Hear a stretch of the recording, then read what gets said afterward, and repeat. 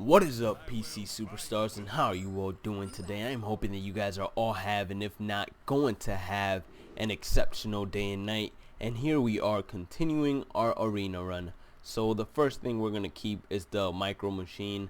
I don't know if I want polymorph just yet. I think that we can fish out for maybe an earlier drop or a turn 4 play, because everything so far is turn 2, 3, and now we get a mech warper. So if we draw any mechs, it would actually be of great help right now. I don't know which one of the two I actually want to drop down first. I feel like mech warper would be better to drop down first, but micro machine will die to anything he drops past turn 2 in my opinion.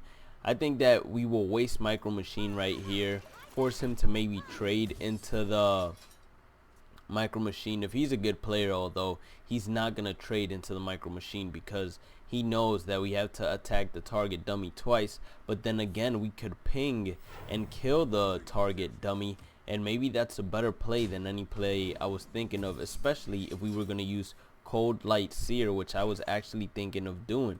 So what we're gonna do right here is we are going to ping the target dummy and we are going to kill it. Basically what this allows us to do is it forces him to use the 1/1 knight to take away the 4/1, and then we drop the water elemental, who has an enormous body, being a 3/6, and can pretty much, I want to say, stop any momentum that the paladin might be able to get. Right now we don't want to save mech warper and cold light seer, especially the murloc. I don't want to save it for too long because I do not believe this deck runs on a bunch of murlocs anyways, but he's gonna get some magnificent card draw out of us. I don't know whether I actually want to begin by killing off this guy or if I want to just take away this. Honestly speaking, I think the best play would be to kill the dude with divine shield, just because he could have the possibility of drawing into blessings of kings and then being able to remove it, and that would really hurt us here. And we're just gonna drop the cold light seer because there is no other play that we could actually use it in, because we do not run murlocs in this arena run. So right now what we're hoping to happen is maybe he does some trades in. Hopefully this doesn't go in his favor, but unfortunately it did. There we see that we actually have a gorilla A bot, so we don't necessarily want to use mech warper yet, and he's basically gonna go ahead and clear the seer, which is definitely alright with me. I might even drop abomination next turn, and if it gets repentance, we will be in very good hands, because that means it will die way quicker than I ever imagined. And we do have a bunch of card draws that are going to be coming out after it, so I don't want him to be able to clear it just next turn, and I'm a little scared. I want to say it could be noble sacrifice, and I'm not trying to make the water elemental go down with the abomination, so I think it could be best to just wait it out. And then well, the water elemental would die regardless the following turn because I would have to attack with it. So let's clear the 1/1, and it is noble sacrifice after all, so he's probably gonna get basically two more card draws. I want to say he's gonna draw one card right there, he's gonna draw another card when the 1/1 dies, and that's pretty much it right now. Let's see if he drops a minion first. Why would you drop a minion before actually clearing abomination? He drops 2 minions actually. So to me, in my opinion, that was a huge misplay. Unless he had, let's say, 10 cards in his hands, that was a huge misplay. Or even 8, I would say 8. Because now he has to, basically, those minions are going to take damage. And we have bot creeper left. If that was his only secret, then he's gonna be in trouble, because we have a humongous taunt coming up, and for him to go through it, it's gonna take a while. And the great thing about bot creeper is that you could actually start developing your own minions behind it. As you guys can see, we do have mech warper, we have jungle panther, we have a bunch of minions that will actually come and help us greatly. We also have lance carrier, which is gonna definitely have an impact this turn, as it's gonna turn the bot creeper from basically a 1/5 to a 3/5, therefore giving it use still. We could also just flame strike and clear the whole board, but flame strike in my opinion is a little bit too mana, well, this isn't a bad flame strike. So right now I'm just thinking about it and trying to see what is the best play available to us. I don't want to flame strike just yet, just in case he drops a bunch of more minions down on the board. A 1-5 isn't that strong to actually survive against a bunch of minions, so we're just gonna make it a 3-5 for now. We're gonna run him into the taunt, and we're actually gonna go ahead and kill the taunt. We are 1 mana short of actually being able to use the Mech Warper and Gorilla A-Bot, as they would cost 5 mana instead of 6 in total. But next turn, hopefully we do get the opportunity to use it, and hopefully he does not have Consecration, because if he does, then he'll basically keep his 3-3 alive and his 2-4 alive. Well, actually he might decide to actually trade the 2-4 into the Bot Creeper, which is definitely alright with me. He would only have a 3-3. But right now, what I'm hoping he does is he starts basically clearing his hand and just dropping a bunch of minions down there, so the flame strike can be even more effective, if that makes sense to you guys. I think a little bit of a misplay by us was actually dropping the Cold Light Seer, because it did give him an extra draw, but this is just awesome right now. And he didn't even attack, guys. So imagine that. Right now we're gonna get a flame strike, clear his whole board, and get a bunch of minions to attack. And that is why I was holding on to flame strike, because if we would have used it last turn, then basically, 1, he would have been able to drop 2 4/4s, so that would have been basically an 8/8 giant, and we would have had no minions to actually be able to come in and back it up.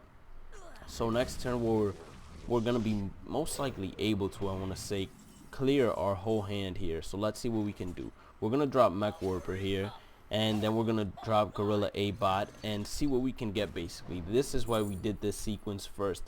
Now, Full Reaper is awesome. Alarmo Bot could be of some help. Spider Tank. Out of these 3, I think I'm gonna go with Full Reaper and just save him for the next following turn. And we're gonna put Kirin Tor here, and the reason for that is that we basically want to duplicate our Bot Creeper, because why not? It is a 6/8 taunt, and if we get an extra 2 of them, the amount of damage he's gonna have to put in, he's basically gonna have to have 16 damage in order to be able to break past them, and that is very hard to come by, especially in arenas. And he's gonna drop a Sludge Belcher, which isn't too hard to handle, and an Imp Master. Now we can clear the Sludge Belcher by all means, but I just don't feel like it's necessary to do all of that yet. Maybe dropping Full Reaper wouldn't be a bad idea. We actually get another Gorilla A-Bot, so we're gonna see what we get out of it, and then that could easily sway us into what we're gonna do next. Alright, so we're gonna use another Gorilla A-Bot. We're actually gonna clear right now the Sludge Belcher, and go ahead and clear the little taunt right here. Don't know, actually I'm going to use the Mech Warper. Well, no, let's use this for that, and basically take out the 2/2. And basically the reason why I did that is I don't want him to die to a Consecration. I'm alright if Mech Warper dies to a Consecration, because if we would have attacked anything, it would have had to become a minion with less than 2 health or 2 health in total, and he's gonna trade a bunch of resources in order to actually get rid of the Psychotron, and we're gonna have another taunt to come in, back it up, and then we're gonna be able to drop a Gorilla A-Bot. So right now we are in incredible hands right now. I feel like not using this just yet. We could drop the Raider also here. I think I'm just gonna use Bog Creeper and trade in the Gorilla A-Bot here. Do I want to kill off the Imp? No, I do not. And the reason for that is, 1, we would have to, well, we actually could have done it. I forgot that I even had another Gorilla A-Bot on board. We actually could have done it, and we still probably wouldn't be able to use both of these in the same turn, but we definitely would have gotten the benefit from the second Gorilla A-Bot. So right now, what I'm planning on doing is dropping this guy in, and then maybe pinging that and using both of these guys to basically just clear it. So Blingtron could help him out, and it could also help us out greatly. We have 5 damage on board. With ping, it is 6. If we get a Gore Howl, that is the main way we actually win right now. what do I want to do, you guys might be asking. And the question is, I think this is the best play. You drop the Raider and you basically clear all the minions while buffing up the Raider, and it becomes a 6-6, and you have a 6-6 and a 3-4 facing a 1-1.